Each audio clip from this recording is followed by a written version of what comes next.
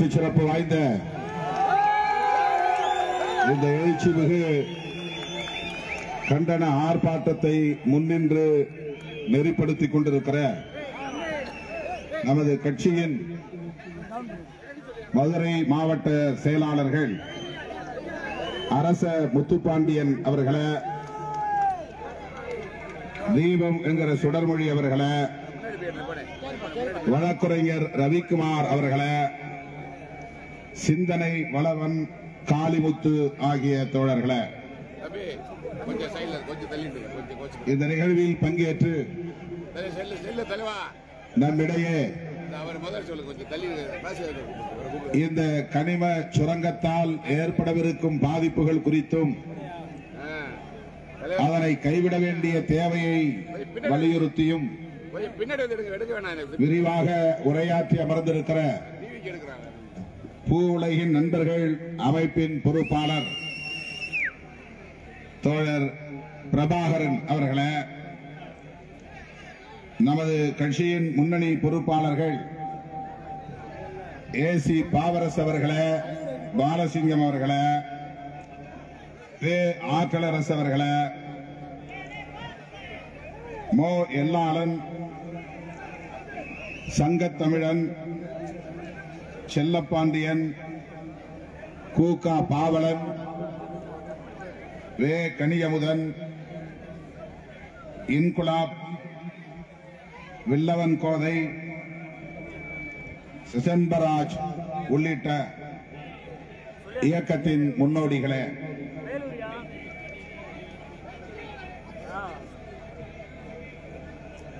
பல்வேறு மாவட்டங்களில் இருந்து, அண்டை மாவட்டங்களில் இருந்து, தென் மாவட்டங்களில் இருந்து வருகை தந்திருக்கிற மாவட்ட பொறுப்பாளர்களே, மாநில பொறுப்பாளர்களே, வட மாவட்டங்களில் இருந்து வந்திருக்கிறோம் என்று கைகளை உயர்த்தியிருக்கிற அன்பு தம்பிகளே, கண்ணு கெட்டிய தூரம் வரையில் கடலென திரண்டிருக்கிற என் உயிரின் உயிரான விடுதலை சிறுத்தைகளே,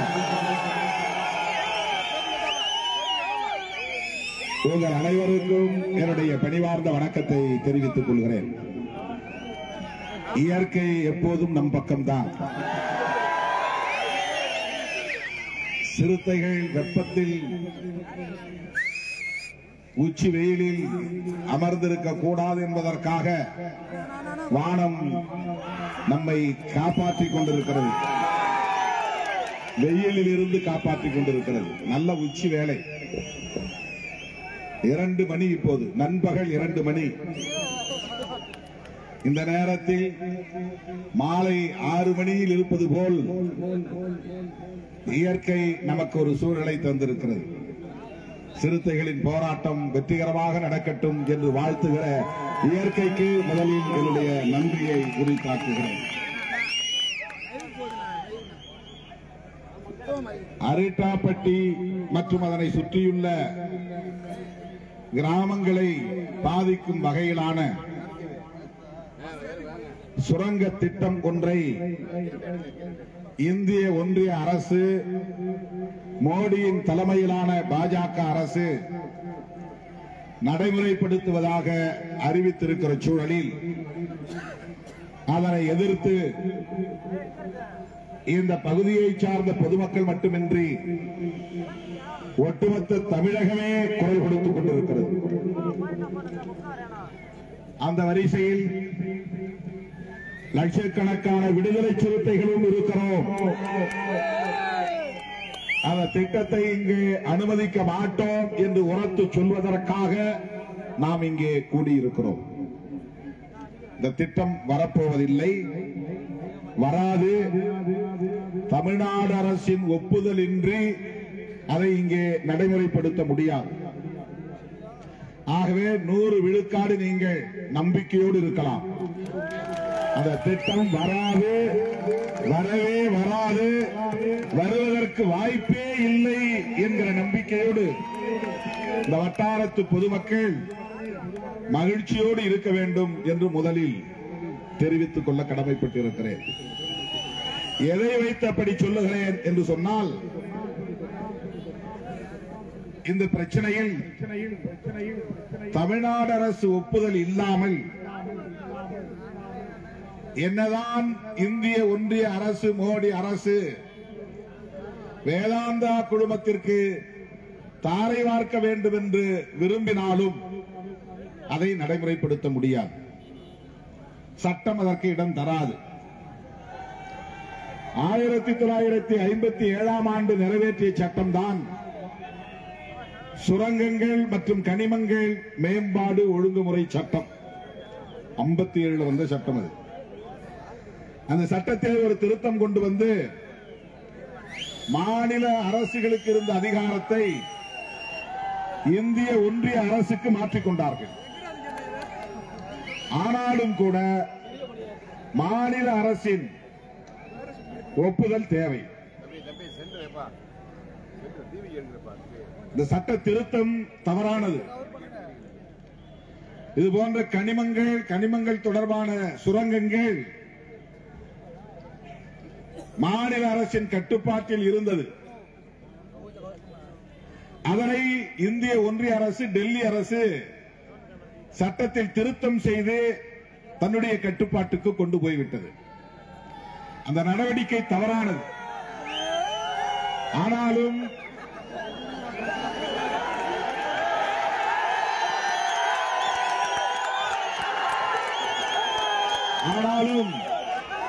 மாநில அரசின் ஒப்புதல் என்று அங்கே அவர்கள் போய் துளையிட முடியாது.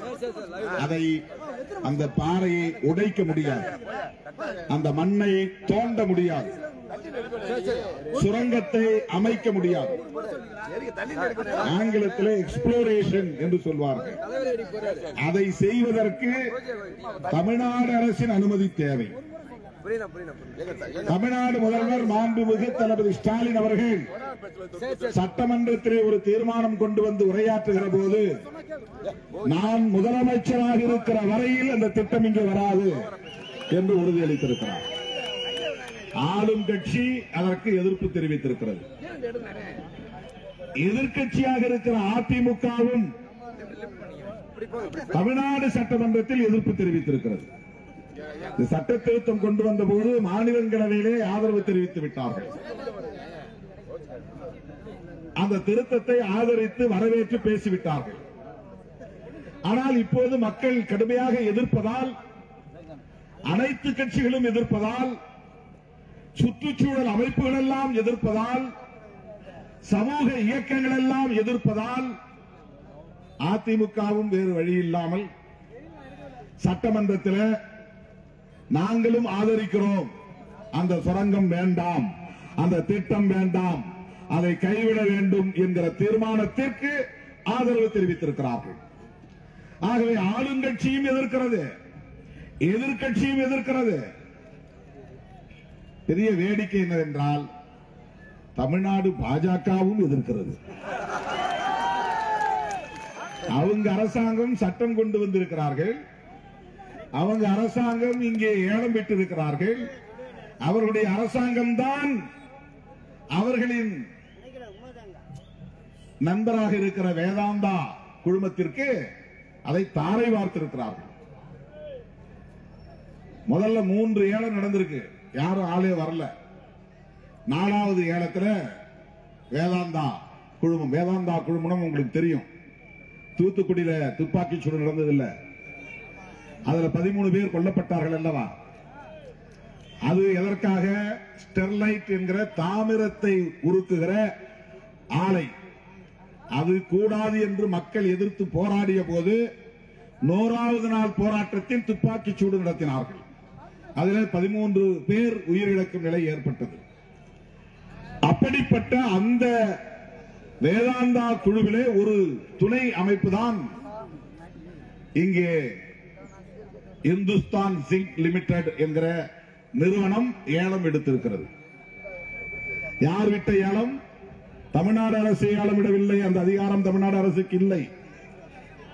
ஏலம் விட்டது இந்திய ஒன்றிய அரசு, டெல்லியிலே இருக்கிற மோடி அரசு. அந்த குழுமம் ஏலம் எடுத்திருக்கிறது. ஆகவே அந்த திட்டத்தை அவர்கள் ஏலம் விட்டாலும் கூட அதை தோண்டுவதற்கான அனுமதியை மாநில அரசு தர வேண்டும். தமிழ்நாடு அரசு அதற்கு எதிர்ப்பு தெரிவித்து விட்டது. எல்லா கட்சிகளும் எதிர்க்கிறோம், எல்லா அமைப்புகளும் எதிர்க்கிறோம். ஏன் எதிர்க்கிறோம்? அதை விளக்கி சொன்னார்கள். மண்ணுக்கு அடியிலே இருக்கிற கனிமங்களை தோண்டி எடுப்பதன் மூலம் ஒரு தேசத்தின் பொருளாதாரம் வளர்ச்சி அடையும். இப்ப கல் குவாரி இருக்கு, கல்லும் கூட அந்த குவாரியிலிருந்து வெட்டி எடுக்கிற கிரானைட், அதுவும் ஒரு வகையான கனிமம் தான். அது பயன்படுகிறது, நமக்கும் பயன்படுகிறது, வெளிநாடுகளுக்கும் ஏற்றுமதி அனுப்பும். அந்த கல் குவாரிகளால் சுற்றுச்சூழல் பாதிக்கிறதா என்றால் பாதிக்கிறது. புழுதிப்படுகிறது, காற்று மாசுபடுகிறது. ஆனால் அதில் நச்சு கழிவுகள் இல்லை. நச்சுன்னா விஷம். விஷ கழிவுகள்னா பயன்படாத மற்றவற்றை வெளியே தூக்கி எறிகிற கழிவுகள். தாமிர உருக்காலையிலே கழிவுகள் உண்டு. அதே போல இங்கே வெட்டி எடுக்கவிருக்கிற கனிமம் என்கிற அந்த டங்ஸ்டன், அது ஒரு உலோகம் தான். உலோகம்னா என்ன? இரும்பு ஒரு உலோகம் தானே, பித்தளை ஒரு உலோகம் தானே, வெண்கலம் ஒரு உலோகம் தானே, வெள்ளி ஒரு உலோகம் தானே. அதை போல நூற்றுக்கணக்கான உலோகங்கள் மண்ணிலே இருக்கிறது. அது ஒரு வகையான பாறை படிவுதான். காலப்போக்கில் ஆயிரக்கணக்கான ஆண்டுகள் அப்படியே அது இறுகி இறுகி இறுகி கெட்டித்தட்டிவிடும், கடினமாக மாறிவிடும். அதிலிருந்துதான், பூமியிலிருந்துதான் தங்கத்தையும் எடுக்கிறோம், வெள்ளியும் எடுக்கிறோம், எல்லா வகையான உலோகங்களையும் எடுக்கிறோம், இது போன்ற கனிமங்களையும் எடுக்கிறோம். சுரங்கங்கள் தவிர்க்க முடியாதவைதான். பூமியை தோண்டி சுரங்கத்தை அமைத்து பல ஆயிரம் கிலோமீட்டர் வரையிலும் கூட பல ஆயிரம் அடிகள் வரையிலும் உள்ளே போய் அதை வெட்டி எடுக்கிற அறிவியல் நுட்பம், தொழில்நுட்பம் வளர்ச்சி அடைந்திருக்கிறது. அதன் மூலம் ஒரு தேசத்தினுடைய பொருளாதாரம் வளர்ச்சி அடைகிறது. ஆனால் அதனால் ஏற்படுகிற பாதிப்புகள் என்னென்ன பாதிப்புகள்? முதல்ல இந்த 5000 ஏக்கரை அவர்கள் கையகப்படுத்த போகிறார்கள். நான் இது தொடர்பாக பாராளுமன்றம் நடைபெற்றுக் கொண்டிருந்த சூழலில் இதற்குரிய அமைச்சர் கிஷன் ரெட்டி என்று ஆந்திராக்காரர், அவர் ஏற்கனவே எனக்கு அறிமுகமானவர் தான், இது தொடர்பாக உங்களை சந்திக்க வேண்டும் என்று தகவல் கொடுத்ததும் உடனே வர சொன்னார். நான் மனு எழுதி எடுத்துக்கொண்டு போனேன். அவர் ஒரு முக்கியமான கூட்டத்திலே பலரோடு பேசிக் கொண்டிருந்தார். நான் போனதும் அந்த கூட்டத்தில் இருந்து எழுந்து வந்து என்னோடு உட்கார்ந்து ஒரு 10-15 நிமிடங்களுக்கு மேலாக பேசினார். நான் சொல்லுவதெல்லாம் கேட்டுக்கொண்டார். அதன் பிறகு அவர் சொன்னார், உங்க அரசாங்கத்தினுடைய அனுமதி இல்லாம நாங்க என்ன பண்ண முடியும்? ஒன்னும் பண்ண போறதில்லை. தமிழ்நாடு அரசாங்கம் எதிர்ப்பு தெரிவித்திருக்கிறது. ஆனாலும் கூட இதனால் உங்களுக்குத்தான் நன்மை, இதிலிருந்து வரக்கூடிய வருமானம் டெல்லி அரசாங்கத்துக்கு வராது, தமிழ்நாடு அரசாங்கத்துக்கு தான் போகும் என்றெல்லாம் சொன்னார். அப்போது நாங்கள் சொன்னோம், அந்த பகுதி பல்வேறு அரிய வகை உயிரினங்கள் வாழக்கூடிய ஒரு உயிர் வாழ் மண்டலம், பல்லுயிர் வாழ் மண்டலம். தேவாங்குன்னு ஒரு உயிர் இருக்கு. குழந்தைங்க எல்லாம் சவளப்புள்ள வந்துச்சுன்னா தேவாங்க தொட்டா அந்த குழந்தை மேல தேவாங்க போய் உட்கார்ந்துச்சுன்னா அந்த குழந்தை மறுபடியும் நல்ல வளர்ச்சி அடையும் ஒரு நம்பிக்கை உண்டு. ரொம்ப ரேர் அனிமல் அது. அது ரொம்ப ரொம்ப கிடைக்கிறது கஷ்டம். இந்த மாதிரியான வனப்பகுதிகளில் தான் இருக்கும். மனிதன் நடமாட முடியாத பகுதிகளில் வனப்பகுதிகளில் இருக்கும். வல்லூர்னு சொல்லி நீங்க கேள்விப்பட்டிருப்பீங்க. ஆங்கிலத்தில் வல்ச்சர் அப்படின்னு சொல்லுவாங்க. அது ரொம்ப பறவைகளிலேயே வலுவான ஒரு பறவை. அது வந்து நம்ம இறக்கையால் அடிச்சா மனுஷனே கீழே விழுந்துரும். அதனுடைய நகங்கள் எல்லாம் கூரிய நகங்களா இருக்கும். எந்த பொருளை அது கவ்வி பிடித்தா அது திமிர முடியாது. நீங்க இப்ப கூட யூடியூப்ல நிறைய பார்க்கலாம். அது போற நிறைய வல்லூர்கள் பார்க்கலாம். பெரிய ஒரு 100 கிலோ எடையுள்ள மீனை கூட தூக்கிட்டு போகும் கடல்ல இருந்து. ஆட்டுக்குட்டியே அப்படியே தூக்கும். ஒரே ஒரு காலால அந்த நகத்தால பிடிச்சுன்னா ஆட்டுக்குட்டி அப்படியே தூக்கிட்டு போயிடும். அவ்வளவு பலம் வாய்ந்த பறவை இனங்கள் இங்க இருக்கு. நம்ம ஊர் பக்கத்துல இருக்கு, அரிட்டாப்பட்டி பக்கத்துல இருக்கிற அந்த மலை பகுதியில், வனப்பகுதியில் அந்த உயிரினங்கள் வாழ்கின்றன. ராஜாளி பறவை இருக்கிறது. அப்படிப்பட்ட பல்லுயிர் இனங்கள் வாழக்கூடிய ஒரு பகுதியை அழிக்கக்கூடாது. அவற்றுக்குரிய அந்த தலத்தை பாதுகாக்க வேண்டும். அது மனிதனுடைய கடமை. ஒரு நாட்டில் மொத்த நிலப்பரப்பில் 33% காடாக இருக்க வேண்டும். மொத்த காடுகளையும் அழிக்கக்கூடாது. அழிச்சிட்டா மனுஷ இனம் விரைவில் அழிஞ்சு போயிடும். மனிதகுலம் தொடர்ந்து வாழ வேண்டுமானால் மனுஷன் ஒரு 60% இடத்துல வீடு கட்டி வாழலாம். விவசாய நிலமா வச்சுக்கலாம், விளையாடக்கூடிய இடமா வச்சுக்கலாம், அரசாங்க நிறுவனத்துக்கான கட்டிடங்களை கட்டிக்கலாம். 30-33% இடங்களை காடாக வைத்திருக்க வேண்டும். அது வனமாக இருக்க வேண்டும். இப்ப இந்தியாவில் மொத்தம் எவ்வளவு நிலப்பரப்பு இருக்கு? அவ்வளவு நிலப்பரப்புல ஒரு 33% 1/3 மடங்கு வனப்பகுதியாக இருக்க வேண்டும். அதனால்தான் சில இடங்கள்ல இது வந்து ரிசர்வ்டு ஃபாரஸ்ட், யாரும் உள்ள போகக்கூடாது அப்படிம்பாங்க. அங்க வீடுகள் கட்டக்கூடாது, வேட்டையாட வரக்கூடாது, அனுமதி இல்லாம உள்ளே நுழையக்கூடாது, மரங்களை வெட்டக்கூடாது, காய்கறிகளை பறிக்கக்கூடாது, வேர்களை பிடுங்கக்கூடாது. ஏன் சொல்றாங்கன்னா வனத்தை பாதுகாத்தால்தான் அந்த உயிரினங்களை பாதுகாக்க முடியும். அந்த உயிரினங்கள் மறைமுகமாக மனித குலத்துக்கு நன்மை செய்கின்றன. மறைமுகமாக மனித குலத்துக்கு நன்மை செய்கின்றன. இப்ப மான்களை வந்து சிங்கம் வேட்டையாடுகிறது. நம்ம பார்த்தா ஐயோ பாவம் தோணும். சின்ன சின்ன விலங்குகளை வந்து புலி வேட்டையாடி தின்கிறது. ஆனால் இயற்கை வந்து மான்களை அல்லது மற்ற தாவர உண்ணிகளை, இந்த மாமிச உண்ணிகள் இதெல்லாம் வந்து தாவரத்தை திங்காது, வெறும் கறி தான் சாப்பிடும், மாமிசம் தான் சாப்பிடும். புலி, சிங்கம்லாம். மான்களை கொல்லவில்லை என்றால் மான்கள் தாவரங்களை, செடிகளை அழித்துவிடும். அது அது அது பெரிய மரமா போகும் அப்படிங்கிறது அந்த மான்குட்டிக்கு தெரியாது. செடியா இருக்கும் போதே கடிச்சு தின்றோம். அது நல்ல விளையக்கூடிய பயிர் அப்படிங்கிறது மான்குட்டிகளுக்கு தெரியாது, ஆடுகுட்டிகளுக்கு தெரியாது. அது பயிரா இருக்கும் போதே 3 விளை தளிர் வளரும் போதே, துளிர் விடும் போதே அதை கடிச்சு சாப்பிட்டோம். இப்ப காடுகள் அழிஞ்சு போகும், புல்வெளிகள் அழிந்து போகும், அரிய வகை தாவரங்கள் அழிந்து போகும், செடி கொடிகள் அழிந்து போகும். செடி கொடிகள் எல்லாம் அழிந்து போனால் அந்த செடி கொடிகளில் லட்சக்கணக்கான உயிரினங்கள் வாழ்கின்றன. ஒவ்வொரு செடிக்குள்ளேயும் பார்த்தீங்கன்னா நிறைய பூச்சிகள் இருக்கும். பூச்சிகள் இருப்பது, புழுக்கள் இருப்பது, இந்த வெட்டுக்கிளிகள் இருப்பது, இப்பெல்லாம் வாழ்வதால் தான் மனிதன் வாழ்கிறான். நமக்கு எதிரான பலவற்றை அவர்கள் சாப்பிட்டுறாங்க.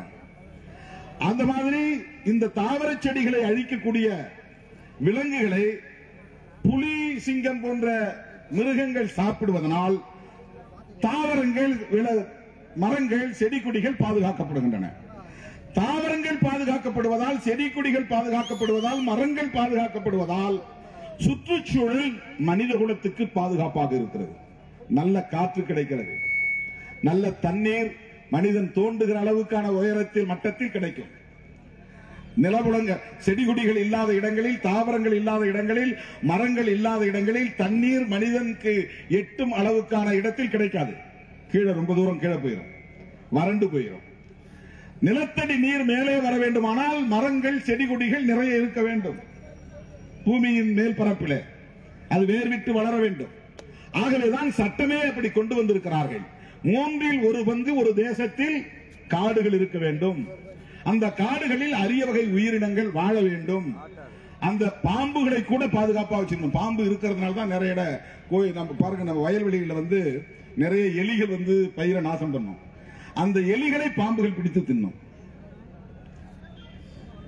எலிகளை பாம்புகள் பிடித்து தின்பதனால் எலிகளின் ஆபத்திலிருந்து பயிர்கள் பாதுகாக்கப்படுகின்றன. இந்த மாதிரி ஒரு உயிர் இன்னொரு உயிரை சாப்பிடுவதால் இன்னொரு உயிர், மனிதனுக்கு தேவையான சுற்றுச்சூழல் ஆதாரம் பாதுகாக்கப்படுகிறது. சுற்றுச்சூழல் ஆதாரம் பாதுகாக்கப்படும். இப்படி சொல்லிக்கிட்டே போகலாம். அதனாலதான் இந்த இயற்கை படைப்பிலே ஒன்றை ஒன்று சாப்பிடுகிற ஒரு நியதி படைக்கப்பட்டு இருக்கிறது.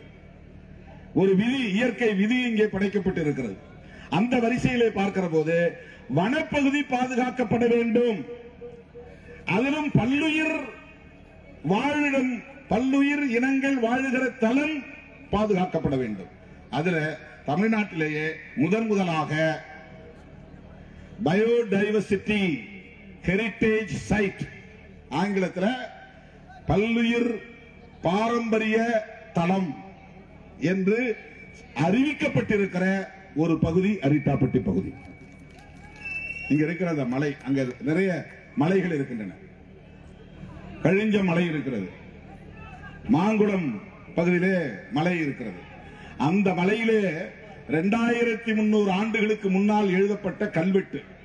அப்பெல்லாம் பேப்பர் கண்டுபிடிக்கல, பேப்பர்ல எதையும் எழுதி வைக்கல, பனை ஓலைகள்ல எழுதி வச்சாங்க. ஆணிய தயார் செஞ்சு கனை ஓலையில எழுதி வச்சாங்க. நம்முடைய ஜாதகங்கள்லாம் கூட நம்ம காலத்திலே பனை ஓலையில எழுதி வச்சிருந்த பார்த்திருப்போம். ஒரு 100 வருஷத்துக்கு முன்னாடி கூட பனை ஓலையில ஜாதகம் எழுதி வைக்கிற வழக்கம் இருந்துச்சு. இன்னைக்கு நாம பார்க்கிற தமிழ் எழுத்து ஆன்னு போடுறோம், அந்த மாதிரி 2000 வருஷத்துக்கு முன்னால இந்த ஆ கிடையாது.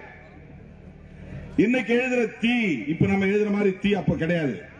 நாம இப்ப பார்க்கிற தமிழ் எழுத்துக்கள் 237 எழுத்துக்கள் என்ன வடிவத்தில் இருக்கின்றனவோ அந்த வடிவத்தில் 2000 ஆண்டுகளுக்கு முன்னால் இருந்தனவா என்றால் கிடையாது. மனுஷன் இப்படி மாறிட்டு வர்றானா அது மாதிரி எழுத்தும் மாறி இருக்கு. ஆரம்ப காலத்தில் இந்த எழுத்துக்கு பெயர் தமிழி, தமிழ் இல்ல தமிழி, அந்த எழுத்து வடிவத்துக்கு. அப்புறம் சில 100 ஆண்டுகளுக்கு பிறகு அது வட்டெழுத்து என்று அழைக்கப்பட்டது. அதை இப்ப யாராலும் படிக்க முடியாது, அதுக்கு பேரும் தமிழ் தான். இன்னைக்கு நம்ம கிட்ட காட்டினாங்கன்னா நம்மளால படிக்க முடியாது. அதுக்குன்னு பயிற்சி எடுத்தவர்கள், அறிஞர்கள், வல்லுநர்கள் அந்த எழுத்தை படிச்சு இதுதான் அதுல சொல்லப்பட்டிருக்கு அப்படின்னு கண்டுபிடிக்கிறாங்க. மாங்குளத்தில் எழுதியிருக்கிற கல்வெட்டுல செழியன் அப்படின்னு ஒரு பேர் இருக்கு. நாம இப்ப எழுதுற மாதிரி இந்த சே இருக்காது, அதுல எழுதி இருக்காது, யா இருக்காது, இன் போட்டு 2 சுழி நான் போட்டு மேல புள்ளி வைக்கிற அந்த இன் இருக்காது.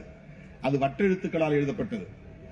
அது வட்டெழுத்து எது, அது என்ன பொருளை குறிக்கிறது என்பதை படிப்பதற்கென்று சில வல்லுநர்கள் இருக்கிறார்கள். அது ரொம்ப ரேர், அது எல்லாரும் அது மாதிரி படிக்க முடியாது. அதை வைத்தான் இங்க பிரபாகரன் பேசும்போது சொன்னார், நம்முடைய தமிழுக்கு செம்மொழிங்கிற ஒரு அந்தஸ்தை டெல்லி அரசாங்கம் தந்திருக்கு. செம்மொழின்னா செழுமை அடைந்த மொழி, முழுமை அடைந்த மொழி. பல 1000 ஆண்டுகளாக பிழைத்து வளர்ச்சி அடைந்து எல்லா வகையான இலக்கிய வளம், இலக்கண வளம், சொற்களுக்கு புதிய புதிய சொற்களுக்கு இடம் தரக்கூடிய நெகிழ்வு தன்மை எந்த மொழிக்கு இருக்கிறதோ, பிற மொழி கலந்தாலும் அழியாமல் இருக்கிறதோ அந்த மொழி செம்மொழி. ஆங்கிலத்தில் கிளாசிக்கல் லாங்குவேஜ் என்று சொல்வார்கள். இந்தியாவில் செம்மொழி அந்தஸ்தை பெற்ற முதல் மொழி தமிழ் மொழி. 2000 வருஷத்துக்கு முன்னால தமிழ் இங்க எழுதப்பட்டிருக்கிறது. பாண்டிய காலத்தில் எழுதப்பட்டிருக்கிறது. அவருடைய பாண்டியனுக்கு இன்னொரு பெயர் செழியன் பெயர். செழியன், வளவன் என்றால் சோழ நாட்டின் பெயர், செழியன் என்றால் பாண்டிய நாட்டின் பெயர். மாறன் என்றால் கூட பாண்டிய நாட்டினுடைய மன்னர்களின் பெயர். மாறன்னா அவன் தென்பண்டத்தை சார்ந்தவன், பாண்டிய நாட்டை சார்ந்தவன் என்று பொருள். வளவன் வளவன் என்று வந்தால் அவர்கள் சோழ மண்டலத்தை சார்ந்தவர்கள். ரெண்டும் ஒரே பொருள் தான். வளமானவன் வளவன், செழுமையானவன் செழியன், ரெண்டும் ஒரே பொருள் தான். செழுமை என்றாலும் வளமை என்றாலும் ஒன்றுதான். எல்லா வளமும் உள்ளவன் வளவன், எல்லா நிலைகளும் செழுமை அடைந்தவன். பேச்சிலே செழுமை, சிந்தனையிலே செழுமை, அணுகுமுறைகளிலே செழுமை, அதுதான் செம்மை நாம் சொல்றோம். இந்த தமிழ் எழுத்து, தமிழி என்று சொல்லப்படக்கூடிய எழுத்து மாங்குளம் கல்வெட்டிலே இருக்கு. அப்ப அந்த காலத்துல மன்னர்கள் பாருங்க, நாமெல்லாம் போனது பிறகு பல வருஷங்களுக்கு பிறகு நம்முடைய வாரிசுகள் வருவாங்க, அவங்க நம்மளை பத்தி தெரிஞ்சுக்கணும், நம்ம வரலாறு தெரிஞ்சுக்கணும்னு அன்னைக்கே அவன் கல்வெட்டுல எழுதி வச்சுட்டு போயிட்டான். கல்லுல வெட்டுனா கல்வெட்டு, பாறையில. ஏன்னா எழுத முடியாது, இப்படி பென்சில் வச்சு எழுதுற மாதிரி, பேனா வச்சு எழுதுற மாதிரி எழுத முடியாது, புளிய வச்சுதான் செதுக்கணும். அப்ப எழுத்து அவன் செதுக்கி வச்சிருக்கிறான். அந்த கல்வெட்டுகள் அங்கே இருக்கு. இதை அழிக்க கூடாது என்று சொல்லுவோம். ஏன்னா இன்னும் 5000 வருஷத்துக்கு பின்னால எங்க வாரிசுகள் வந்தாலும் அதை பார்க்கணும். இந்த இனம் இப்படிப்பட்ட தொன்மை வாய்ந்த இனம், பாரம்பரியம் உள்ள இனம், உலகின் மூத்த குடி. இவர்கள் எழுத்திலும் இலக்கியத்திலும் வளமடைந்தவர்கள், செழுமையடைந்தவர்கள், ஆற்றல் வாய்ந்தவர்கள் அப்படிங்கிறது அங்கதான் தெரியும். கீழடியில தோண்டி பார்க்கும் போது அங்க இருக்கிற எழுத்துக்கள் பானை ஓடுகள்ல இருந்து கிடைச்சிருக்கு. அது இன்னும் அதிகமான பல ஆயிரம் ஆண்டுகளுக்கு முன்னால முதல்ல சிந்து சமவெளியில கண்டுபிடிச்சிருக்கிறாங்க. அது பூமிக்குள்ள புதைஞ்சு போச்சு நகரம். திடீர்னு பூகம்பத்தால புதைஞ்சு போகும். போர்கள் நடந்தா அதனால சில கிராமங்கள் அழிஞ்சு போயிடும். அழிப்பாங்க, திட்டமிட்டு அழிப்பாங்க.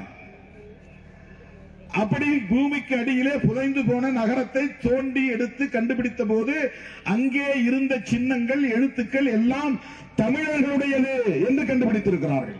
அப்படின்னா நம்ம தமிழ்நாட்டுக்குள்ளே தமிழர்கள் வாழல. சிந்து நதி கதை ஓரம் எங்க இருக்குது? பாகிஸ்தான் பக்கத்தில் இருக்கு. அங்கேயும் நாகரிகத்தோடு இந்த தமிழர்கள் வாழ்ந்திருக்கிறார்கள் என்று கண்டுபிடித்திருக்கிறார்கள். அப்பெல்லாம் இவன்ட்ட சாதி கிடையாது. இந்த கீழடியில கிடைத்திருக்கிற ஆதாரங்கள்ல கூட எங்கேயும் சாதி கிடையாது. இது இடையிலே தான் வந்திருக்கு. இடையில் தான் வந்திருக்கு. மாங்குளம் மலையிலே அப்படி எழுதப்பட்டிருக்கிறது. அரிட்டாப்பட்டியை ஒட்டியுள்ள கழிஞ்ச மலையிலும் அப்படி எழுதப்பட்டிருக்கிறது. பல்வேறு புராதன ஆதாரங்கள் உள்ள அந்த பகுதியை தான் பல்லுயிர் வாழும் தலம், அதனை அழிக்க கூடாது என்று நாம் சொல்லுகிறோம். அவனை பொறுத்த வட இந்தியாக்காரன் பொறுத்த அழிச்சுட்டா நல்லது. ஏன்னா இது இருக்கிறதுனால தானே இவன் பெருமை பேசுறான். தமிழன் உங்களை விட நாங்க பெரிய ஆளு, மூத்த ஆளுன்னு சொல்றான். இதெல்லாம் அழிச்சுட்டா நல்லதுன்னு அவன் நினைக்கிறான். யாரு? டெல்லியில் ஆண்டுகிட்டு இருக்கிறவன். டெல்லியில் ஆண்டுகிட்டு இருக்கிறவன். இந்த பகுதியில எத்தனை கிராமங்கள் நேரடியாக பாதிக்கப்படும்? நேரடியாக பாதிக்கப்படும், மறைமுகமாகவும் பாதிக்கப்படும் கிராமங்கள் உண்டு. நேரடியாக செட்டியார்பட்டி, பல்லாளப்பட்டி, நடுவளவு,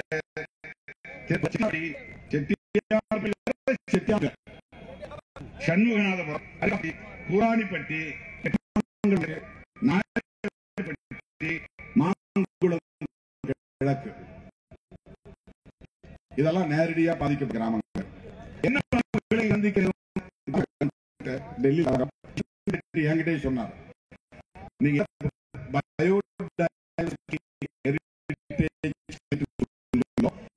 அதை மட்டும் ஒரு 2 மீட்டர் சதுர பரப்பு, 2 கிலோமீட்டர் சதுர 2 சதுர கிலோமீட்டர் தான். 2 கிலோமீட்டர், 2 கிலோமீட்டர், 2 கிலோமீட்டர் அளவுக்கு நாங்க வீடுகள் இருக்கு. அதுதான உங்களுக்கு இருக்கு. அதுக்குள்ளதான் சம படுக்கை, சமண துறை. மதம் ஒரு காலத்தில் தமிழ்நாட்டுக்குள்ள, இந்தியாவுக்குள்ள பெரிய அளவுல வளர்ச்சி அடைந்திருந்தது. பௌத்த அப்ப சமண துறவிகள் நம்மள மாதிரி கிராமங்கள்ல தங்க மாட்டாங்க, உடை உடுத்த மாட்டார்கள். எந்த உயிரினங்களும் அவங்கள கொசு கடிச்சா கூட அடிச்சு கொள்ள மாட்டாங்க. கொசு ஒரு உயிர், அதை அடிக்கூடாது, எறும்பை மிதிக்க கூடாது. அதனால செருப்பு மாட்டாங்க. ஒரு போவாங்க. முடிஞ்ச வரையிலும் எந்த உயிரையும் கொள்ள, உணவுக்காக உயிர் கொள்ளக்கூடாது, வேலிக்காக உயிர் கொள்ளக்கூடாதுங்கிற ஒரு மதம் தான் சமண மதம். அந்த துறவிகளுக்காக மன்னர்கள் காலத்தில் இந்த மாதிரி மலைகளில் குடை அடைந்து அவர்கள் உட்காருவதற்கும் படுப்பதற்கும் படுக்கைகளை கல்லே செதுக்கி வச்சிருக்கிறாங்க. கீழே தரையில படுக்கக்கூடாது, கல் படுக்கை. அவர்கள் இருக்கிற 5 அடி நீளத்துக்கு ஒருத்தர் படுத்தா எப்படி தேவையா அந்த தேவைக்கு ஏற்ப படுக்கைகள், சமண படுக்கைகள். அது எங்க இருக்கு? மீனாட்சிபுரம் ஓவாமலை 4 50க்கும் மேற்பட்ட கல் படுக்கைகள் இருக்கின்றன. கஞ்சமலையில் 10க்கும் மேற்பட்ட கல் படுக்கைகள் இருக்கின்றன. சரி, அது எதுக்கு? நாம என்ன பண்ண போறோம்? நாம போய் படுத்து தூங்க போறோமா? நமக்கு எதுக்கு அப்படின்னு நம்ம கேட்கலாம். அங்க யாராவது மனிதர்கள் போய் படுக்க போறாங்களா? இல்ல. ஆனால் அது இருப்பதால் தான் எந்த ஆண்டில் மனிதன் அங்கே இருந்தான் என்கிற வரலாறு நமக்கு கிடைக்கிறது. எந்த காலத்தில் அந்த கல்படுக்கைகள் செதுக்கப்பட்டன, உருவாக்கப்பட்டன என்கிற வரலாறு நமக்கு கிடைக்கிறது. அப்படி கிடைப்பதால் என்ன பயன்? அப்படி கிடைப்பதால் தமிழ் இனம் தொன்மை வாய்ந்த இனம், மூத்த குடி, இதற்கு ஒரு நீண்ட பாரம்பரியம் இருக்கிறது என்ற வரலாறு உலக அரங்கில் பதிவாகிறது. அது தேவைப்படுகிறது. அடிமைப்படுத்தி விடுவார்கள், மாற்றி விடுவார்கள், நாம் தொடர்ந்து எனவே வரலாற்றை பாதுகாக்க வேண்டியது நம்ம இருக்கிறது. எனவே அந்த கல் படுக்கைகள் பாதிக்கப்படக்கூடாது. அப்ப அமைச்சர் என்ன சொல்றாரு? உங்க கல் படுக்கைகள் வேணும். என்னன்னா குடைஞ்சி உருவாக்கக்கூடிய இப்ப கல்லை எடுத்து பவுண்டேஷன்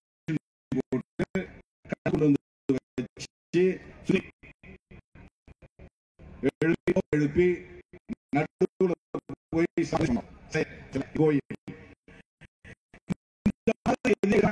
இருக்கிற மலை எவ்வளவு ஞானம் பாருங்க. அவனுக்கு குடைஞ்சி குடைஞ்சி எது தேவையில்லையோ அதை மட்டும் வெளியே எடுத்துறான். அப்புறம் பார்த்தா கட்டி கட்டி முடிக்கப்பட்ட கோயில் உள்ள சாமி அப்படியே இருக்கும். அதை ஒண்ணு கூட உடைச்சி இணைச்சதா இருக்காது, ஒன்னோட ஒண்ணு பொருத்தனதா இருக்காது, கை வேற கால் வேறன்னு கொண்டு பொருத்தனதா இருக்காது. அந்த சிலைக்குள்ளே சிலையை சிற்பம் பண்ற மாதிரி பண்ணிடுவான்.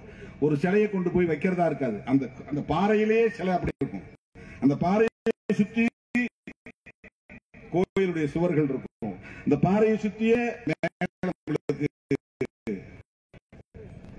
இப்படி உருவாக்கக்கூடிய குடைவரை கோயில்கள் இருக்கிறது. இந்த ஆற்றல் தமிழுக்கு இருந்திருக்கிறது என்று வரலாற்றில் பதிவாக வேண்டுமானால் அந்த குடைவரை கோயில் பாதுகாக்கப்பட வேண்டும். இன்னும் எத்தனை ஆயிரம் ஆனாலும் இதே மேலூர் பகுதியில் வாழவிருக்கிற நம்முடைய வாரிசுகள் அதை பார்ப்பார்கள், படிப்பார்கள். ஆகவே சமணர் படுக்கைகளும் இருக்க வேண்டும், குடைவரை கோயில்களும் இருக்க வேண்டும். தமிழி வட்டெழுத்துக்களால் எழுதப்பட்ட நம்முடைய தமிழ் மொழியும் அங்கே இருக்க வேண்டும். அதில் என்ன பெயர்கள் எழுதப்பட்டிருக்கின்றன என்பதும் பாதுகாக்கப்பட வேண்டும். பல்வகை உயிரினங்களும் வாழ வேண்டும். அது வேற இடத்துல வாழ முடியாது, அங்கதான் வாழ முடியும். நமக்கு குடியிருக்கிறதுக்கு ஒரு நேட்டிவிட்டி தேவைப்படுது. எனக்குன்னு ஒரு ஊர் வேணும். நான் உலகை சுத்தி வந்தோம், எனக்கு சொந்த கிராமம்னு ஒண்ணு இருக்கும். ஒவ்வொருத்தருக்கும் எங்க சுத்தினாலும் மறுபடியும் நம்ம பிறந்த ஊருக்கே வந்தாதான் ஒரு நிம்மதி நமக்கு கிடைக்கும். மனுஷனுக்கு எத்தனை இடத்துக்கு போனாலும், எத்தனை உயர்ந்த கோபுரங்களை பார்த்தாலும், கட்டிடங்களை பார்த்தாலும், மிக மிக பிரமாண்டமான கடற்கரைகளை பார்த்தாலும், அழகான பகுதிகளை பார்த்தாலும், மலைக்கு போய் சுற்றி பார்த்து விட்டு வந்தாலும், நல்ல உணவு சாப்பிட்டு வந்தாலும், மனிதனுக்கு எப்போது நிம்மதி கிடைக்கும்னா சொந்த ஊர்ல கால் வைக்கும் போதுதான் நிம்மதி கிடைக்கும். பாரா, நம்ம ஊருக்கு வந்துட்டு நம்ம சொந்தக்காரங்களோட இருக்கிறோம். இந்த நேட்டிவிட்டி. விலங்குகளுக்கும் அந்த உணவு உண்டு. விலங்குகளுக்கு என்று ஒரு இருப்பிடம் தேவை. அதை அழித்து விட்டால் அந்த இடம் அழிந்து போகும். அந்த பகுதியை நீங்கள் சிதைத்து விட்டால், மண்ணுக்கடியில் இருக்கிற டங்ஷனை எடுப்பதற்காக அந்த மலையை உடைத்து விட்டால், தற்காலிகமான பயனுக்காக, லாபத்திற்காக, ஆதாயத்திற்காக அதை அழித்து விட்டால், அங்கே வாழ்ந்து கொண்டிருக்கிற லட்சக்கணக்கான ஆண்டுகளாக வாழ்ந்து கொண்டிருக்கிற உயிரினங்கள் அழிந்து போகும். அந்த உயிரினங்கள் இனப்பெருக்கம் செய்கின்றன. மனிதர் மாதிரி அதுவும் இனப்பெருக்கம் செய்கிறது. முட்டையிடுகிறது, குட்டி போடுகிறது. ஒரு தலைமுறை அழிந்தால் இன்னொரு தலைமுறை அங்கே வாழ்ந்து கொண்டிருக்கிறது. அந்த உயிரினங்களை அழிக்க கூடாது. அப்ப அமைச்சர் சொல்றாரு, அதை மட்டும் நாங்க ஒரு 1.9 கிலோமீட்டர் ஸ்கொயர் கிலோமீட்டரை விட்டுறோம், சுத்தி நாங்க எடுக்கிறோம். சுத்தி எடுத்தா என்ன ஆகும்? கிராமங்களை ஒண்ணும் பண்ண மாட்டோம், ஆனா தோண்டிக்கிட்டே இருப்போம் மண்ணை. 1 டன் ராக் 1000 கிலோ, 100 கிலோ ஒரு குவிண்டால், 1000 கிலோ ஒரு டன். 1000 கிலோ பாறையை உடைச்சி அதுல இருந்து டங்ஷன் எவ்வளவு எடுப்பாங்கன்னா வெறும் 1.5 கிராம் தான் எடுப்பாங்க. 1.5 கிராம் அவ்வளவுதான் கிடைக்கும் டங்ஷன்.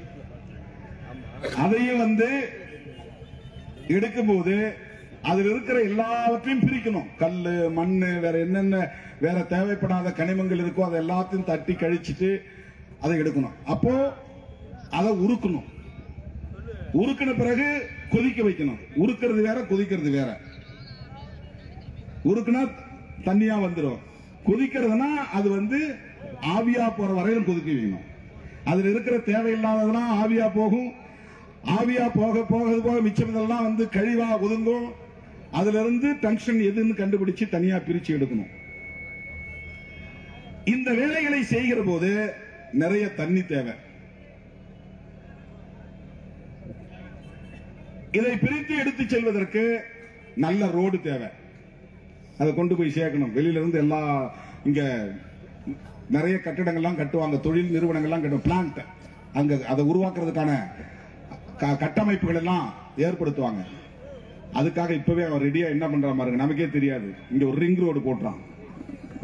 ரிங் ரோடு பட்டது மட்டும் இல்லாமல் வைகை குண்டாறு இணைப்பு திட்டம், அந்த திட்டத்தை வேகமா நடைமுறைப்படுத்துறான். ஏன்னா அந்த ஆறுகள்ல இருந்து ஓடுற தண்ணி காவிரி, வைகை, குண்டாறு இதுல போகக்கூடிய ஒவ்வொரு நீரெல்லாம் இங்க கொண்டு வந்து பயன்படுத்தணும். ஏன்னா தண்ணி நிறைய தேவைப்படும், நிறைய செலவு பண்ண வேண்டியிருக்கும். பூமியை தோண்ட தோண்ட பூமியிலிருந்து தண்ணி வரும், அதுவும் போதாது. இன்னும் நிறைய நல்ல தண்ணீர் தேவைப்படும். தண்ணீர் இல்லாமல் எந்த உலோகத்தையும் நீங்கள் உருக்க முடியாது, கொதிக்க வைக்க முடியாது. அதிலிருந்து தனிமத்தை பிரித்து எடுக்க முடியாது. அதிலிருந்து உருவாகக்கூடிய கழிவை எல்லாம் நம்ம மொழியில சொன்ன சாக்கடைன்னு வச்சுங்க. சாக்கடை எல்லாம் எங்க கொண்டு போய் போடுவாங்க? இந்த மண்ணிலே தான் கொட்டுவார்கள். திடக்கழிவு, திரவ கழிவு, ரெண்டு கழிவு. தண்ணியா லிக்விட் ஃபார்ம்ல திரவ நிலையில இருக்கும், திடப்பொருள்ல இருக்கும். இதையெல்லாம் இந்த மண்ணிலே தான் போட வேண்டி வரும். அதுல என்னென்ன இருக்குன்னா நிறைய உலோகங்கள் இருக்கு. அந்த உலோகங்களை பிரிக்க மாட்டாங்க, டங்ஸ்டன் மட்டும்தான் எடுப்பான். அதுல காட்மியம் அப்படின்னு அது கெமிஸ்ட்ரி நேம், அது கெமிக்கல் நேம். ஆர்சனிக், ஆர்சனிக்ங்கிறது ரொம்ப நச்சு வாய்ந்த ஒரு உலோகம். அது இந்த மாதிரி ஒரு 7-8 வகையான கன உலோகங்கள்.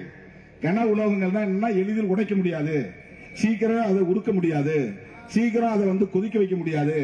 அந்த மாதிரியான மெர்க்குரி, மெர்க்குரிலாம் அதுல இருந்து கிடைக்கும்ன்றான். இந்த உலோகங்கள் எல்லாம் இந்த மண்ணிலே கொட்டப்பட்டால் அந்த கழிவு அதுல இருந்து அதையும் அவன் பிரிச்சு எடுக்கிறதுக்கு வாய்ப்பு இருக்கு.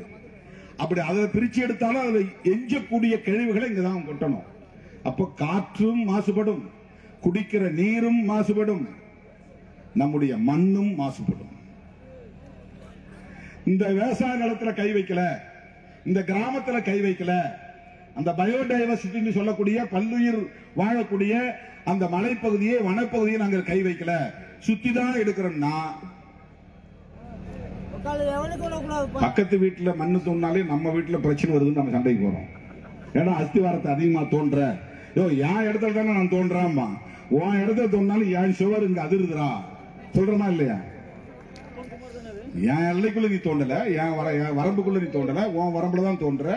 ஆனா குறிப்பிட்ட அளவுக்கு மேல தோண்டக்கூடாது, பிரச்சனை பண்றோம். அப்ப பக்கத்தில் சுற்றியுள்ள பகுதிகளில் அதுபோல அவன் சுரங்கத்தை தோண்டினால் பல ஆண்டுகள் அது நீடிக்கும். அவனுக்கு கிட்டத்தட்ட 5000 ஏக்கர் சிவகங்கை மாவட்டம் வரையில் இருக்குன்னு சொல்றாங்க. டங்ஸ்டனை எடுக்கிறவரை விட மாட்டான். அதுல அவர்களுக்கு ஏராளமான லாபம். யாருக்கு? வேதாந்தா குழுமம் லாபம் ஈட்ட முடியும். அதிலிருந்து வரக்கூடிய ஜிஎஸ்டி வரி மத்திய அரசாங்கத்துக்கு போகும், ராயல்டி மாநில அரசாங்கத்துக்கு போகும். இதெல்லாம் தற்காலிகமா கொஞ்சம் பணம் வந்தா என்ன, சில 100 கோடி லாபம் வந்தா அது ஒரு திட்டத்துல 2 திட்டத்துல காணாம போயிடும். ஆனால் அழிக்கப்பட்ட இந்த வாழ்வாதாரங்கள் என்ன ஆகும்? மக்கள் அதுக்கப்புறம் உங்க வீட்டை அவன் போடான்னு வெளியே தள்ள மாட்டான், ஆனா நீ வெளியே போக வேண்டிய நிலை உருவாகும்.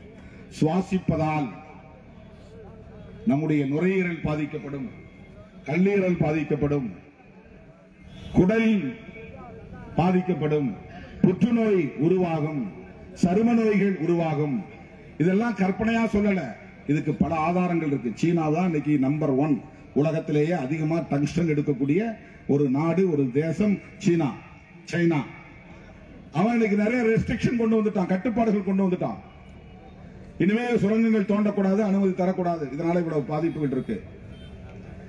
பல நாடுகளில் அந்த மாதிரியான ஒரு நிலை உருவாகி இருக்கிறது. அப்படி முன்மாதிரி நமக்கு இருக்கிற போது, அதிலிருந்து நமக்கு ஒரு படிப்பினை கிடைக்கிற போது, நாம் முன்கூட்டியே இதை தடுக்க வேண்டிய தேவை உருவாகிறது. ஆகவே வேண்டாம் என்கிறோம். அந்த டங்ஸ்டன் எங்களுக்கு எந்த விதத்திலும் பயன்பட போவதில்லை. அந்த டங்ஸ்டனை வெட்டி எடுப்பதனால் இந்த தேசம் ஒன்றும் பெரிய வல்லரசாகிவிடப் போவதில்லை. அப்படியே இந்த தேசம் டங்ஸ்டனால் தான் வல்லரசாகிறது என்றால் அந்த வல்லரசும் எங்களுக்கு தேவையில்லை. இருக்கிற நிலை இருந்தால் போதும். நாடு வல்லரசாகி என்ன ஆக போகிறது? எனக்கு கல்வி வேண்டும், எனக்கு வேலை வாய்ப்பு வேண்டும், எனக்கு 3 வேளைக்குமான உணவு பாதுகாப்பு தேவை, என்னுடைய எதிர்கால சந்ததியினர் நல்ல காற்றை சுவாசிக்க வேண்டும், நல்ல நிலத்தில் வாழ வேண்டும், என்னுடைய எதிர்கால வாரிசுகள் விவசாயம் செய்வதற்குரிய வாழ்வாதாரம் பாதுகாக்கப்பட வேண்டும். அதுக்கப்புறம் விவசாயம் செய்யறதுக்கே மண் இல்ல, இங்கெல்லாம் விவசாயம் செய்ய முடியாதுன்னா என்ன எல்லாரும் அமெரிக்கா ஓட முடியுமா? எல்லாரும் சிங்கப்பூர் மலேசியா ஓட முடியுமா? அங்கெல்லாம் விவசாயமே கிடையாது. வெறும் வியாபாரத்தில் வரக்கூடிய வருமானத்தை வச்சுதான் வாழ்க்கை நடத்திட்டு இருக்கான். அவனுக்கு தேவையான காய்கறி தானியம் எல்லாம் வெளிநாடுகள் இருந்து இறக்குமதி தான் செய்யறான், உற்பத்தி கிடையாது. ஆனா இந்தியாவில் எல்லாமே உற்பத்தி செய்ய முடியும். தானியங்களையும் சரி காய்கறிகளையும் சரி அனைத்தையும் உற்பத்தி செய்வதற்கான விவசாய விளை நிலங்கள் நிறைய நம்மகிட்ட இருக்கு. இந்த மாதிரியான சுரங்கங்களை அனுமதித்துக் கொண்டே இருந்தால் அதனால் ஏற்படுகிற நச்சு கழிவுகளால் இந்த விளைநிலங்கள் முழுக்க பாதிக்கப்பட்டு விட்டால் எதிர்காலத்திலே விவசாயம் பாதிக்கப்பட்டுவிடும். விவசாய உற்பத்தி இல்லை என்றால் மனித குலம் பெரும் நெருக்கடிக்கு ஆளாகும். உணவு பஞ்சம் ஏற்படும், குடிநீர் பஞ்சம் ஏற்படும், நல்ல காற்று கிடைக்காத நிலை ஏற்படும். ஆகவேதான் இந்த சுற்றுச்சூழலை பாதுகாக்க வேண்டிய போராட்டத்தையும் நாம் இணைத்தே எடுக்க வேண்டிய தேவை இருக்கிறது. கல்வி வேண்டும் என்று போராடுகிற அதே சூழலில், வேலை வாய்ப்பு வேண்டும் என்று போராடுகிற அதே சூழலில், நாம் வாழும் இந்த சுற்றுச்சூழலை பாதுகாக்கவும் போராட வேண்டிய கட்டாயம் நிர்பந்தம் நமக்கு உருவாகும். ஆகவேதான் இந்த டங்ஸ்டனை நாம் எதிர்க்கிறோம். இந்த டெல்டா மாவட்டங்கள் என்று நீங்கள் கேள்விப்பட்டிருப்பீர்கள். இப்ப நான் டெல்டா மாவட்டத்தை சார்ந்தவன் தான். டெல்டா டெல்டா என்ன பொருள் தெரியுமா? காவிரி படுகை நிலங்கள் அர்த்தம். காவிரி படுகைன்னா காவிரி ஆறு ரொம்ப தூரத்திலிருந்து வருது, குடகுமலையிலிருந்து வருது. அது கடைசியா கடல்ல சேர்ற பகுதியில அங்கிருந்து அந்த தண்ணியில கொஞ்சம் கொஞ்சமா வந்துட்டு வர்ற களிமண் எல்லாம் அங்க படியும். இந்த களிமண் படிகிற பகுதி நல்ல விவசாயத்திற்கு ஏற்ற பகுதியாக மாறும். விவசாயத்திற்கு உகந்த பகுதி. கடலோடு கலக்கக்கூடிய அந்த முகத்துவார பகுதி, அது ஒரு 6-7 மாவட்டங்கள் இருக்கு. தஞ்சாவூர், நாகை, திருவாரூர், மயிலாடுதுறை, அரியலூர், கடலூர், புதுக்கோட்டை, திருச்சி, அதுல ஒரு பகுதி. இவையெல்லாம் காவிரி டெல்டா மாவட்டங்கள். காவிரி டெல்டா மாவட்டங்கள்ல கடலோர பகுதி என்பதனால் பல ஆயிரம் ஆண்டுகளுக்கு முன்னால் பூமியில் புதைந்த மரங்கள், செடிகள், கொடிகள் இவையெல்லாம் அங்கே நொதித்து ஹைட்ரோ கார்பனாக மாறி இருக்கிறது, திரவ நிலையில் இருக்கிறது. அதை எடுக்கிறார்கள். அதை எடுத்தால் அதிலிருந்து பெட்ரோல், டீசல் எல்லாம் தயாரிக்க முடியும், கேஸ் எல்லாம் தயாரிக்க முடியும். அது மனித குலத்துக்கு பயன்படும். ஆனால் நாம் கடுமையான எதிர்ப்பை தெரிவித்ததனால் தமிழ்நாடு அரசு அதை எதிர்த்து சட்டம் இயற்றி காவிரி டெல்டா மண்டலத்தை பாதுகாக்கப்பட்ட வேளாண் மண்டலங்களாக அறிவிக்கப்பட்டிருக்கிறது. பாதுகாக்கப்பட்ட வேளாண் மண்டலம் என்றால் இங்க யாரும் ஹைட்ரோ கார்பன் எடுக்கிறன்னா யாரும் டெல்லிக்கு வரக்கூடாது, லைசன்ஸ் கொடுக்கக்கூடாது, பூமியை தோண்டக்கூடாது, எக்ஸ்ப்ளோரேஷன் செய்யக்கூடாது. நாங்க தடை விதிச்சிட்டோம். அதே மாதிரி மேலூர் வட்டாரத்தை பாதுகாக்கப்பட்ட வேளாண் மண்டலமாக, பல்லுயிர் தலமாக அறிவிக்க வேண்டும். 2 கோரிக்கை தான். மோடி அரசே இந்த திட்டத்தை கைவிடு.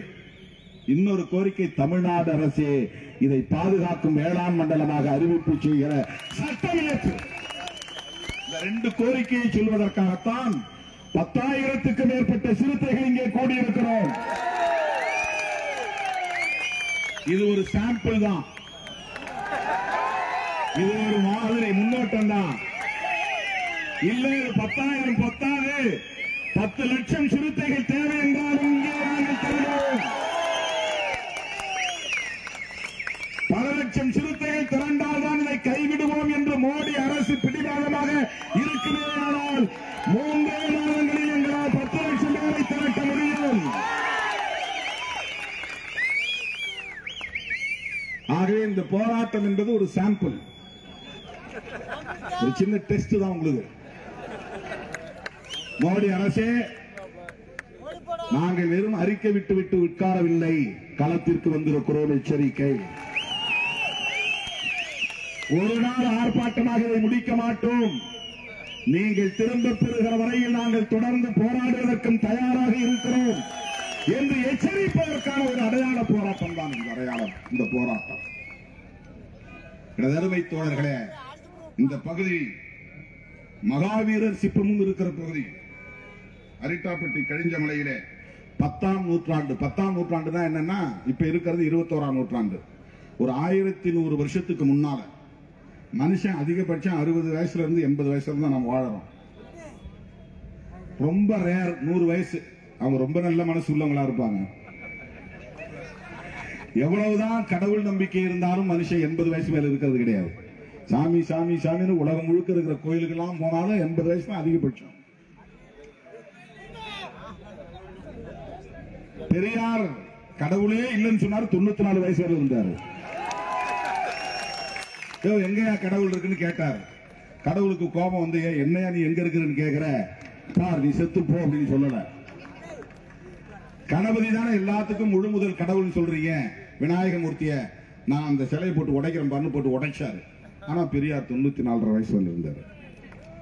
அப்போ கடவுள் சிலை உடைச்சா கூட கடவுள் வந்து விநாயகமூர்த்தி பெரியார் 94 வயசு வரை வாழ அனுமதிச்சிருக்கிறாரு.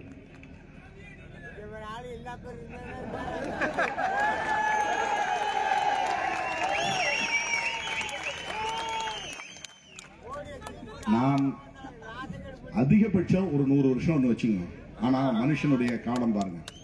இந்த கிபி 10ஆம் நூற்றாண்டுங்கிறது 1100 வருஷத்துக்கு முன்னால இங்க மகாவீரருடைய சிற்பம் இருக்கு கழிஞ்ச மலையில. யார் இந்த மகாவீரர்? கௌதம புத்தர மாதிரி அவருக்கு முன்னால் தோன்றிய சமண மதம் என்கிற அந்த மதத்தின் கோட்பாட்டை இந்த மண்ணுலகுக்கு தந்தவர். அது ஒரு மதம். அது இப்ப இல்ல, அதிகமா இல்ல. இப்ப வட இந்தியக்காரங்க ஜெயின்ஸ் சொல்றாங்க, ஜெயின், அவங்க தான் இப்ப அதை பின்பற்றுறாங்க. அவங்கள்ட்ட ஒரு பழக்கம் இருக்கு. மனுஷன் செத்துட்டா மண்ணில போட்டு புதைக்க கூடாது, நெருப்புல போட்டு எரிக்க கூடாது. ஏன்? இதை பிற உயிரினங்களுக்கான உணவாக போட்டுவிட வேண்டும். ஒரு மலையில கொண்டு போய் உடம்பு அப்படியே போட்டு வந்துருவாங்க. மலையில போட்டு வந்தா பெரிய பெரிய பறவை இனங்கள்லாம் வந்து அதை சாப்பிடும், புழுக்கள் வந்து சாப்பிடும். மனுஷன் உடம்பை ஏன் நீ மண்ணில போட்டு புதைச்சி வீணாக்கணும் அல்லது நெருப்புல போட்டு எரிச்சு வீணாக்கணும், அதை விரையப்படுத்தக்கூடாது. அப்படி ஒரு கான்செப்ட் அந்த சமண மதத்துல. அது எல்லாரும் பின்பற்றுகிறார்களா என்று எனக்கு தெரியாது, ஆனா அப்படி இருக்கு.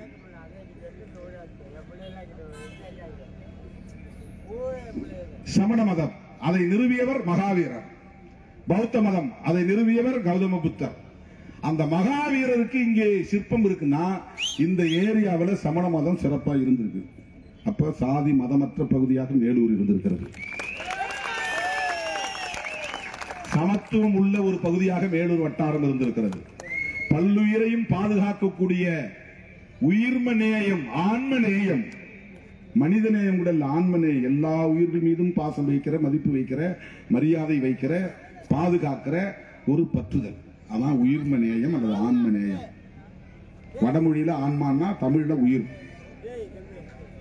மனித நேயம்னா ஒரு மனுஷன் இன்னொரு மனுஷனை மதிக்கிறது, அவங்கள நேசிக்கிறது. உயிர்ம நேயம்னா எல்லா உயிரையும் உயிரா பாவிக்கணும், அவங்கள மதிக்கணும், அதை வந்து கொடுமைப்படுத்தக்கூடாது, வதைக்க கூடாது. அப்படி உயிர்மை நேயத்தை பரப்பிய மகாவீரரின் சிற்பம் அரிட்டாப்பட்டியில் உள்ள கழிஞ்ச மலையில் இருக்கிறது. இது இந்த பகுதிக்குள்ள சிறப்பு. 13ஆம் நூற்றாண்டை சார்ந்த விக்கிரம பாண்டிய மன்னர் காலத்து சிவன் கோயில் உள்ளது. அதான் நம்ம ஆற்றல் அரசு சொன்னார் நினைக்கிறேன், லகுலீஸ்வரன். அது ஒரு சிவன் கோயில். அது மட்டும் இல்லாமல் கழிஞ்சமலை அடிவாரத்தில் ஆனைக்கொண்டான் கண்மாய் அமைந்துள்ளது. இது 700 ஆண்டுகள் பழமையான மடை தூண்கள். இதுபோல புராதன ரொம்ப பழமையான பல்வேறு ஆதாரங்கள் இருக்கிற, சின்னங்கள் இருக்கிற, அடையாளங்கள் இருக்கிற ஒரு பகுதி. அதை மட்டும் விடுத்துவிட்டு மற்ற பகுதிகளில் நாங்கள் சுரங்கம் தோண்டுவோம் என்று சொல்லுவதையும் நாங்கள் ஒருபோதும் அனுமதிக்க மாட்டோம். அந்த திட்டத்தை முற்றாக கைவிட வேண்டும். அதில் நமக்கு என்ன பெரிய மகிழ்ச்சி என்றால், மாண்புமிகு முதல்வர் அவர்கள் அளித்திருக்கிற உறுதிமொழிதான், நான் முதல்வராக இருக்கிற வரையில் இங்கே தங்ஷன் சுரங்க திட்டம் வராது. என்ன 1.5 வருஷம் தான் அவர் முதல்வராக இருப்பாரு, அதுக்கப்புறம் என்ன அப்படின்னு கேட்கலாம். அதற்கு பிறகும் திமுக விடுதலை சிறுத்தைகள் இடம்பெற்று இருக்கிற திமுக கூட்டணி தான் வெற்றி பெறும். சிறுத்தைகள் இருக்கிற அணிதான் வெற்றி பெறும். விடுதலை சிறுத்தைகள் இருக்கிற அணிதான் ஆட்சி பீடத்தில் அமரும்.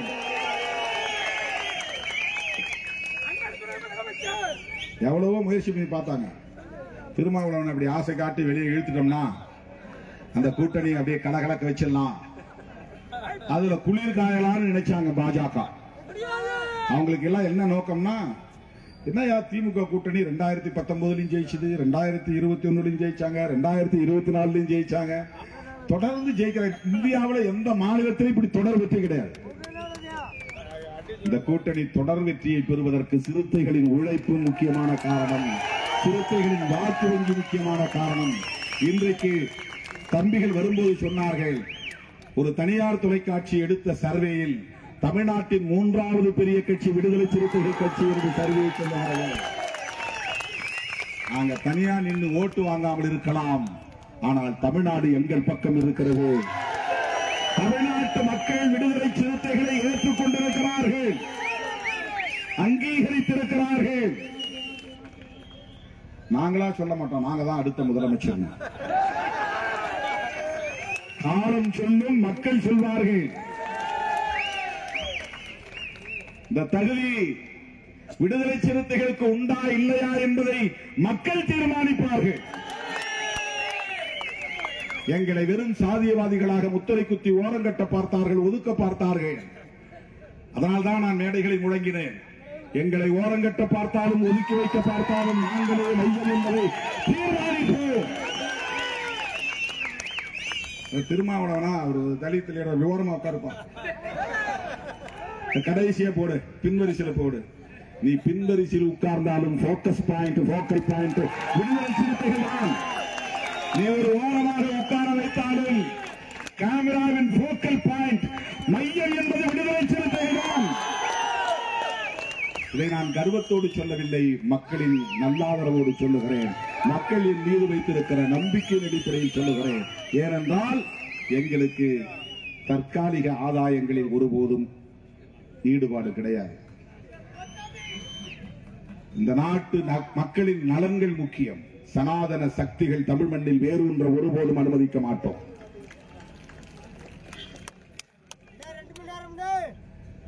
பெரியாரும் அம்பேத்கரும் இந்தியாவின் சமூக நீதி அடையாளங்களாக இருக்கிறார்கள். அவங்கதான் நேஷனல் ஐக்கன்ஸ். சோசியல் ஜஸ்டிஸ் என்று சொன்னால் 20ஆம் நூற்றாண்டில் தோன்றிய இந்த மாமனிதர்கள் தான் அதற்கான அடையாளங்கள். அவர்களுக்கு முன்னோடிகள் பலர் இருந்திருக்கலாம். ஆனால் இன்றைக்கு இந்த தேசத்திலே இவ்வளவு பெரிய மாற்றங்கள் நிகழ்ந்திருக்கின்றன. விளிம்புநிலை மக்களின் கைகள் ஓங்கி இருக்கின்றன. திருமாவளவன் இன்றைக்கு நாடாளுமன்றத்தில் உரத்து முழங்குகிறார் என்று சொன்னால் அந்த மாற்றங்களை உருவாக்குவதற்கு இங்கே சமூக நீதி கோட்பாடுதான் முக்கிய காரணம். அந்த சமூக நீதி கோட்பாட்டின் தேசிய அடையாளங்களாக இருப்பவர்கள் தந்தை பெரியாரும் புரட்சியாளர் அம்பேத்கரும். இன்னும் சொல்ல போனால் அவர்கள் சர்வதேசிய அடையாளங்களாக இருக்கிறார்கள். சகோதரர் சீமான் போன்றவர்கள் ஏதோ குதர்க்கவாதம் செய்து கொண்டிருக்கிறார்கள். அவர் பேசுகிற அரசியல் பேசட்டும், அவருக்கு அது உரிமை இருக்கிறது. ஆனால் ஒரு தேசத்தின் ஒரு சமூக நீதி அடையாளமாக இருக்கிற கிட்டத்தட்ட 3/4 நூற்றாண்டு காலமாக தமிழ்நாட்டின் தலைவிதியை தீர்மானிக்கக்கூடிய ஒரு பேராளுமையாக இருக்கிற தந்தை பெரியாரை கொச்சைப்படுத்துவதை விடுதலை சிறுத்தைகள் ஒருபோதும் ஏற்க மாட்டோம், அனுமதிக்க மாட்டோம். பெரியார் திகாவுக்கு மட்டுமே உரியவர் அல்ல, பெரியார் திமுகவுக்கு மட்டுமே உரியவர் அல்ல, பெரியார் அதிமுகவுக்கு மட்டுமே உரியவர் அல்ல, அனைத்து தரப்பு விளிம்புநிலை மக்களுக்குமான தலைவர் பெரியார். தமிழ்நாட்டுக்கு உரியவர் மட்டுமல்ல, இந்த தேசத்திற்கே பொதுவானவர் தந்தை பெரியார். இன்னைக்கு நான் மகாராஷ்டிரா போறேன், அங்க பெரியாருடைய படம் வைத்திருக்கிறார்கள். என்னை அழைச்சி சிலையை திறக்க வைத்தார்கள். சுனில்ங்கிற ஒரு தம்பி பெரியார் சிலையை அவருடைய கல்வி நிறுவனத்திலே என்னை அழைத்துக் கொண்டு போய் திறக்க வைத்தார். யாரும் அவருக்கு சொல்லவில்லை, அவர் தமிழ்நாட்டுக்காரர் இல்லை, தமிழ்நாட்டுக்காரர் இல்லை.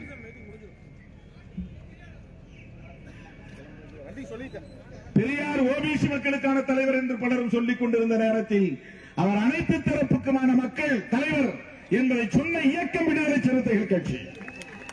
1990களின் தொடக்கத்தில் இருந்து நான் பெரியாரையும் அம்பேத்கரையும் இணைத்தே மக்களிடத்தில் கொண்டு போய் சேர்த்திருக்கிறேன்.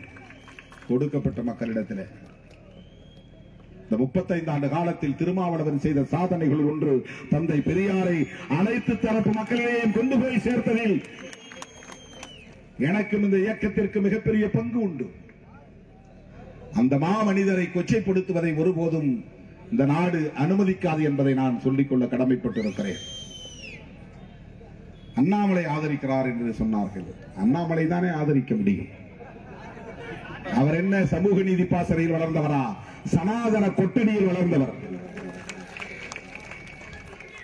இல்லை என்றால் மக்களை திரட்டி போராடாமல் சாட்டை எடுத்து அவரே அடித்துக் கொள்வாரா? என்ன வேடிக்கையான போராட்டம் இது!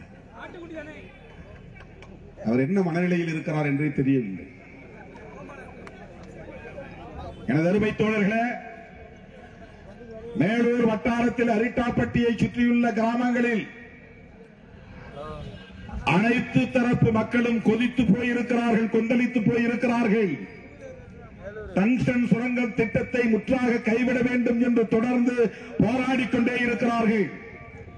அவர்களின் போராட்டம் வெற்றி பெறும் என்கிற நம்பிக்கையை கொடுப்பதற்காக பல்லாயிரக்கணக்கான சிறுத்தைகள் இங்கே திரண்டிருக்கிறோம். அந்த மக்களுக்கு நாங்கள் நம்பிக்கை அளிக்கிறோம், உறுதி அளிக்கிறோம். நாங்கள் உங்களோடு இருப்போம்.